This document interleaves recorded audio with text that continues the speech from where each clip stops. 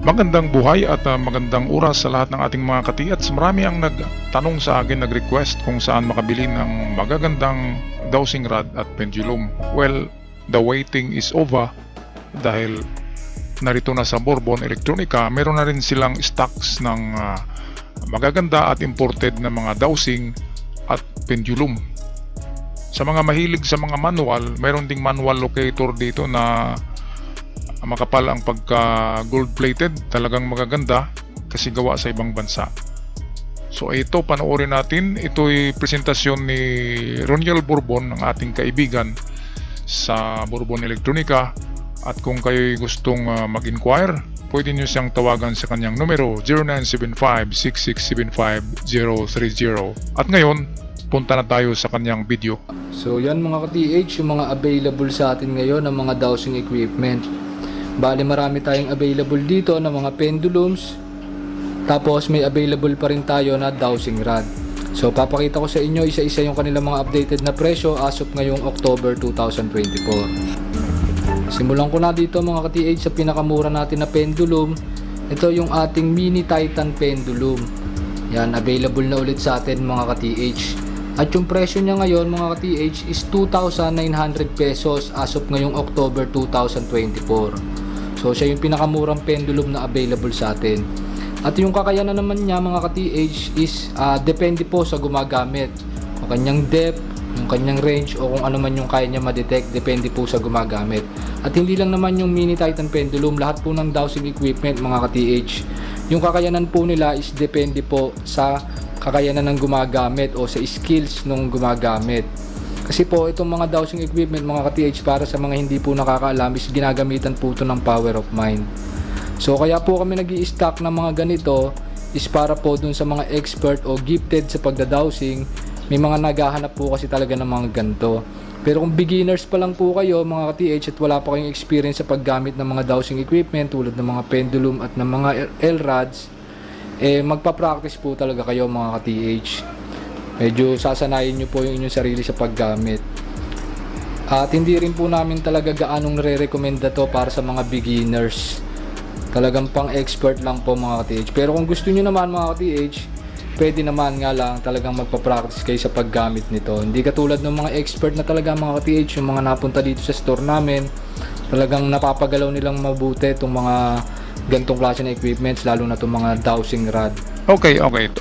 Interrupt muna ako sandali. Totoo yung sinabi ni kapatid na Roniel, ang paggamit ng dowsing, pendulum at iba pang mga manual na gamit ay kailangan talaga ng pag-practice ng matagal.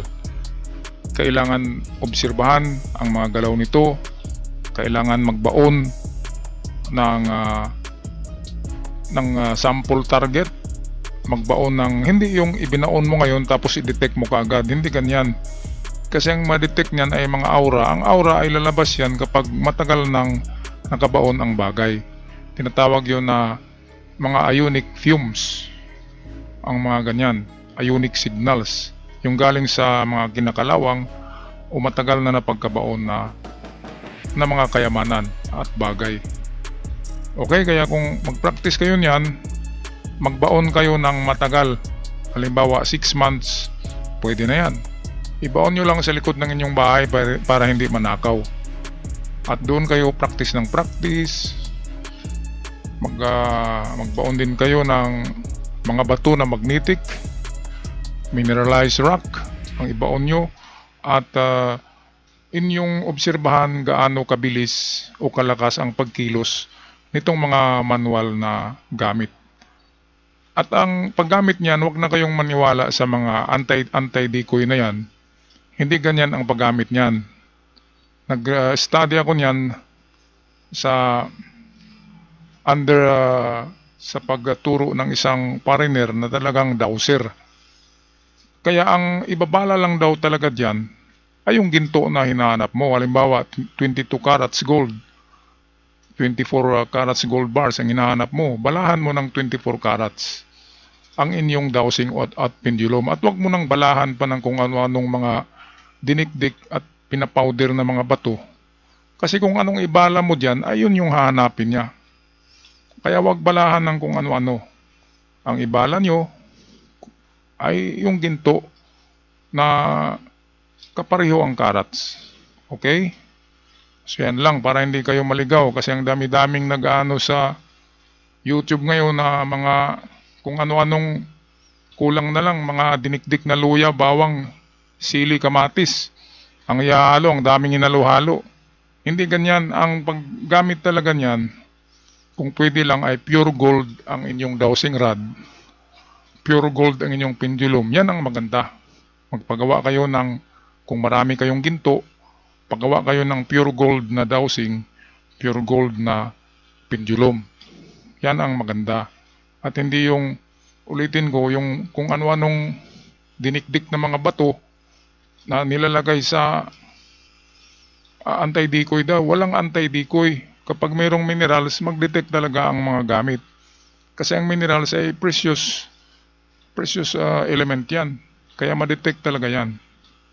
Okay, so patuloy na tayo sa ating katiats, Roniel. So yun mga ka-TH, yung kakayanan ng Mini Titan pendulum is depende po sa gumagamit. Sunod naman mga ka-TH, yung ating ISIS pendulum. Yan po siya mga ka-TH. Si ISIS pendulum mga ka-TH is 5,000 pesos yung presyo niya as of ngayong October 2024. Bali gold plated to mga ka-TH si ISIS pendulum. Ito kasing si Mini Titan is chrome siya mga ka-TH. Sunod naman mga ka-TH yung ating Omnia gold pendulum. Yan siya mga ka-TH.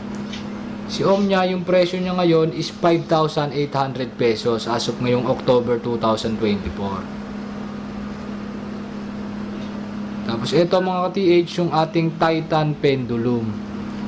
Ang presyo naman ngayon ni Titan pendulum is 5,800 pesos din as of ngayong October 2024. Yan, chrome naman siya mga ka-TH si Titan pendulum.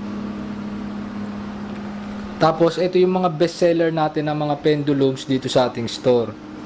Ito yung ating Lydia pendulum. Yan siya mga ka-TH. Yung presyo ni Lydia pendulum ngayon is 7,000 pesos. Tapos, ito isa sa bestseller din natin mga ka-TH, yung ating Kronos gold pendulum. Yan siya mga ka-TH. Yung presyo niya ngayon mga ka-TH is 11,000 pesos. Kung titingnan nyo, parang parehas lang yung itsura nila mga ka-TH. Pero mas maganda to si Kronos pendulum. To kasi mga ka-TH, pwedeng lagyan ng bala. Ito di siya nalalagyan ng bala yung ibang pendulums natin. Pero okay lang naman mga ka-TH kahit hindi nyo sila lagyan ng bala, lalo na yung mga gold plated. Kasi nga gold plated na sila mga ka-TH.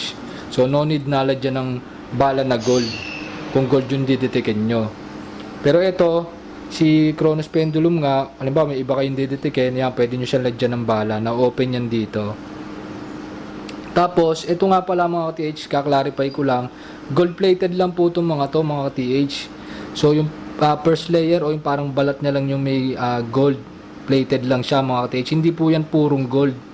Baka kasi magtaka kayo pag tumagal is matiklapan niya ng balat. Kasi nung dati po merong bumili sa amin ng ganto yung pendulum. Nung matagal niya lang nagamit is nagkaroon po ng tipak, natanggal yung tapos nagagalit siya. Kasi po mga TH, gold plated nga lang po yan, hindi naman to purong gold talaga. Kung purong gold to mga TH, mahal po yan. Pero yun nga, gold plated lang po yung mga yan mga ka-TH. Yan yung mga available sa atin mga ka-TH na mga pendulums. Yan, pwede kayong magpunta dito sa ating store kung gusto nyong testingin itong mga pendulums na to, o pwede rin kayo magpa-LBC kung malayo kayo dito sa aming store sa Kawit, Cavite. Sa branch namin sa CDO mga TH, wala pa kaming stock nito, dito lang sa main office sa Kawit, Cavite. At nga pala mga TH, kung kayo naman ay galing sa malayong lugar, mag-aeroplano kayo, baka magka-conflict kayo pagdating sa aeroplano. May case kasi na may bumili sa amin ng pendulum, then sa x-ray scanner ng airport na pagkamalan siyang parang bala ng baril, kasi tingnan nyo naman yung hugis niya. Kaya kami nire-recommend namin mga TH, pa-LBC nyo na lang kung may plan kayong bili nito kung nasa malayo. Okay, tama. Huwag nyong dalhin yan sa pagbiyahe sa eroplano kasi baka malaglag bala kayo. mga katiats. Kaya nga isa yan sa mga rason na hindi ako pumupunta sa lugar na sumasakay ako ng barko o eroplano, kasi yung mga gamit natin ay makikita yan sa x-ray at mahold tayo, baka kumpiskahin pa, di ba? Kaya ayan, ipa-LBC nyo lang para safety. LBC, GRS, Air 21, yan. Ipa-LBC pwede. Ako nga, yung aking metal detector, pina-LBC ko lang galing Manila di ba? Dumating naman. At door-to-door delivery pa. Kaya maganda kapag ipa-LBC nyo lang. Okay, at sa akin naman, ngayong December, ako'y magbigay na naman ng 5 dowsing rod sa mga avid followers ko na hindi pa nakatanggap nito. Ay dito sa ating channel na Surigao-san ako titingin sa mga hindi pa nakatanggap na mga avid followers. Kaya by next year, yung mga ating bagong mga subscribers, palagi lang kayong mag-comment, manonood para makikita ko palagi ang inyong mga pangalan. Para kapag meron tayong paraffle ay palagi kayong maisama. Okay, so ako'y magpaalam na hanggang sa muli. God bless us all. God bless the Philippines.